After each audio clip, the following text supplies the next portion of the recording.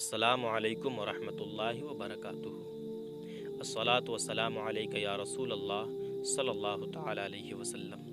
اسلام کی فطرت میں قدرت نے لچک دی ہے، جتنا ہی دباؤ گے اتنا ہی یہ ابھرے گا۔ آج اگر جائزہ لیں تو پوری دنیا میں مسلمانوں کی آبادی 2 ارب کے قریب یا اس سے کہیں زیادہ ہے۔ پیارے نبی صلی اللہ تعالی علیہ وسلم جب دین کی تبلیغ کے لیے نکلے اور آغاز تبلیغ آپ نے کیا تو نتائج یہ نہیں تھے۔ نتیجے میں آپ کو کبھی طعنہ اور کبھی گالیاں سننے کو ملا کرتی تھی، لیکن آپ صلی اللہ تعالیٰ علیہ وسلم نے کون سا راستہ اختیار کیا کہ اللہ رب العزت نے اس دین متین میں اتنی برکتیں رکھی کہ آج پوری دنیا میں مسلمانوں کی تعداد اتنی زیادہ ہے۔ اسی کو انشاءاللہ جاننے کی ہم کوشش کریں گے۔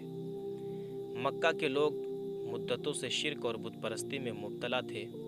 انہیں اس قدر جلدی پیغام حق دے کر قائل کر لینا کوئی آسان کام نہ تھا۔ اس لیے حضور صلی اللہ تعالیٰ علیہ وسلم نے پہلے پہل اپنے خاص عزیزوں اور جاننے والوں کو، جن میں قبولیت کا مادہ زیادہ تھا، اسلام کی دعوت دی۔ سب سے پہلی مسلمہ ام المومنین حضرت خدیجہ رضی اللہ عنہا ہیں۔ لڑکوں میں سب سے پہلے ایمان لانے والے حضرت علی رضی اللہ عنہ ہیں، جن کی عمر 8 سال کی تھی۔ حضور صلی اللہ تعالیٰ علیہ وسلم نے اپنے چچا کا بوجھ ہلکا کرنے کے لیے حضرت علی کی پرورش اپنے ذمے لی ہوئی تھی۔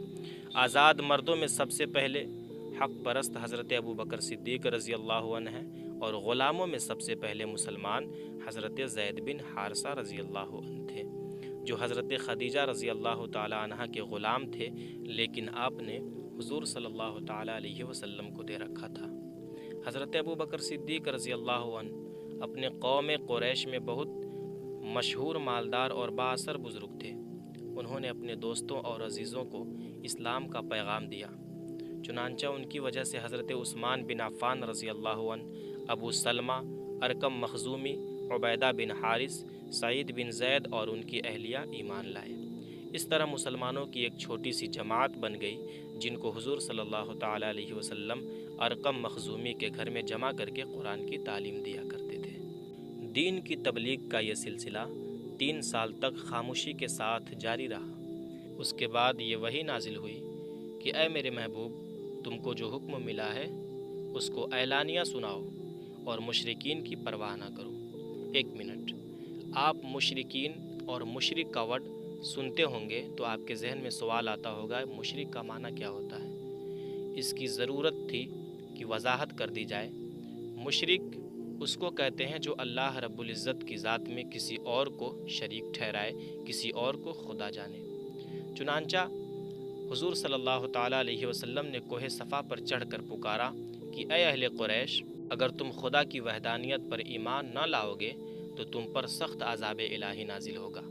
پھر کھلم کھلا تقریر شروع کر دیا اور حرم میں جا کر بھی توحید کا اعلان کیا۔ اہل مکہ اپنے بتوں کی خلاف کیسے برداشت کر سکتے تھے؟ فوراً حضور صلی اللہ تعالیٰ علیہ وسلم کے خلاف ہو گئے اور طرح طرح کی اذیتیں دینے لگے۔ حضرت ابو طالب نے یہ دیکھ کر آپ کو اپنی حفاظت میں لے لیا، لیکن قریش کے معتبر لوگ ایک ٹولی بنا کر ان کے پاس پہنچے اور اس بات کا ڈیمانڈ کیا کہ آپ اپنے بھتیجے کو بتوں کی مخالفت سے باز رکھیں۔ حضرت ابو طالب نے ان کے دباؤ سے مجبور ہو کر حضور صلی اللہ تعالیٰ علیہ وسلم کو بلا کر سمجھایا کہ بیٹا، آپ اپنے چچا جان پر زیادہ بوجھ مت ڈالو اور اپنی قوم کی مخالفت چھوڑ دو۔ الفاظ سن کر حضور صلی اللہ تعالیٰ علیہ وسلم کے آنکھوں میں آنسو بھر آئے اور جوش میں آ کر آپ نے فرمایا، چچا جان، خدا کی قسم، اگر یہ لوگ میرے ایک ہاتھ پر سورج اور دوسرے ہاتھ پر چاند رکھ دیں اور کہیں کہ اسلام چھوڑ دو، بتوں کے اگینسٹ بولنا چھوڑ دو، تب بھی میں اپنے ارادے سے باز نہیں آؤں گا۔ یا تو یہ دین پھیل کر رہے گا یا اسی کی خاطر میری جان چلی جائے گی۔ اس جواب نے حضرت ابو طالب پر اتنا گہرا اثر کیا کہ وہ آپ دیدہ ہو گئے اور کہنے لگے کہ بیٹا جاؤ، جو دل میں آئے کرو، میں کسی حالت میں بھی تمہارا ساتھ نہیں چھوڑوں گا۔ اس کے بعد حضرت ابو طالب نے حضور صلی اللہ تعالیٰ علیہ وسلم کی حفاظت کے لیے اپنے سب قبیلے والوں کو جمع کر لیا، صرف ابو لہب الگ رہ گیا۔ اب قریش نے حضور صلی اللہ تعالیٰ علیہ وسلم کو طرح طرح کی اذیتیں پہنچانی شروع کر دی۔ آتے جاتے سے کہتے کہ یہ شخص جادوگر ہے، اس کے پاس نہ جانا، آپ سے بد کلامی کرتے، راہ میں کانٹے بچھاتے، غلاظت پھینکتے۔ ایک نابکار نے تو نماز کی حالت میں گردن مبارک میں چادر ڈال کر گھسیٹا اور نیچے گرا دیا، لیکن حضور صلی اللہ تعالیٰ علیہ وسلم نے یہ سب کچھ کمال صبر سے برداشت کیا۔ کفار اس وہم میں مبتلا تھے کہ حضور صلی اللہ تعالیٰ علیہ وسلم کا مقصد کوئی دین قائم کرنا نہیں، دین اسلام کی تبلیغ کرنا نہیں، بلکہ محض شہرت اور رتبہ حاصل کرنا ہے، معاذ اللہ رب العالمین۔ اس لیے انہوں نے ایک مقتدر سردار جس کا نام عتبہ تھا، اس کو آپ کے پاس بھیج کر دریافت کیا کہ اگر آپ دولت، اچھے گھرانے میں شادی یا مکہ کی حکومت چاہتے ہیں تو ہم آپ کی سب خواہشیں پوری کرنے کے لیے تیار ہیں، بشرطے کہ آپ بت پرستی کی مخالفت ترک کر دیں۔ آپ نے اس پیشکش کے جواب میں قرآن مجید کی چند آیتیں پڑھیں، جس کا عتبہ پر اتنا اثر ہوا، اتنا گہرا اثر ہوا کہ اس نے واپس جا کر الٹا قریش کو سمجھایا کہ حضور صلی اللہ تعالیٰ علیہ وسلم کو تنگ کرنا چھوڑ دیں، لیکن وہ باز نہ آئے۔ کچھ عرصہ کے بعد حضور صلی اللہ تعالیٰ علیہ وسلم کے چچا حضرت حمزہ رضی اللہ عنہ اور حضرت عمر بن خطاب رضی اللہ عنہ ایمان لائے۔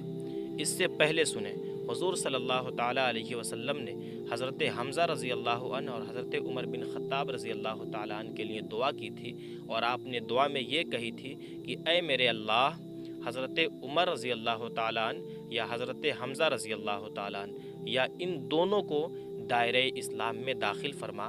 اللہ تبارک و تعالیٰ نے آپ کی یہ دعا قبول کی، اور پہلے حضرت عمر رضی اللہ تعالیٰ عنہ پھر حضرت حمزہ رضی اللہ تعالیٰ عنہ کو ایمان کی دولت سے سرفراز فرمایا، اور ان حضرات کے ایمان لانے سے حضور صلی اللہ تعالیٰ علیہ وسلم کو بہت تقویت ملی۔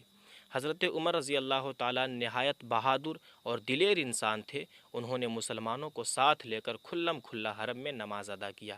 اس طرح دین کی تبلیغ شروع میں ہوئی۔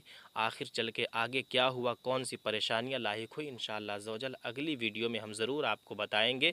تب تک کے لیے خدا حافظ۔